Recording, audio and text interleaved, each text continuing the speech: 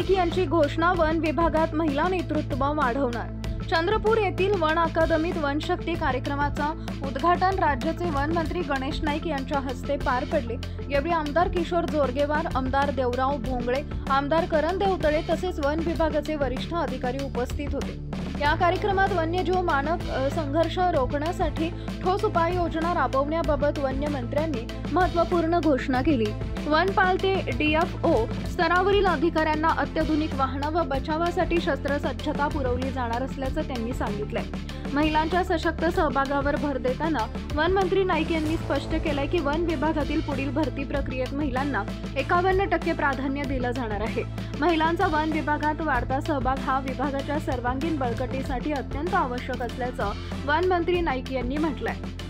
वनशक्ती कार्यक्रमात आमदार जोरगेवार यांचा महत्त्वाचा झुजाव। चंद्रपूर इथं पार पडलेल्या वनशक्ती कार्यक्रमात आमदार किशोर जोरगेवार यांनी वन संवर्धनात महिलांचा सहभाग वाढवण्यासाठी महत्त्वाचा प्रस्ताव मांडला।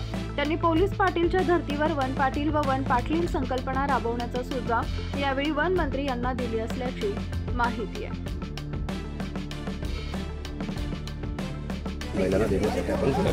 फॉरेस्टच्या ज्या भरती होतील त्या ठिकाणी 51% महिलांना संधी द्यावी अशी भूमिका वनमंत्री म्हणून मी घेतलेली आहे आणि त्या बाबतीमध्ये माननीय मुख्यमंत्री महोदय किंवा मंत्रिमंडळ किंवा महाराष्ट्र जनता सुद्धा त्या गोष्टीला विरोध करेल असं मला वाटत नाही। हा सकारात्मक विचार आहे। भविष्यकाळामध्ये महिलांचा सहभाग ज्या ठिकाणी असतो ती योजना यशस्वी होते।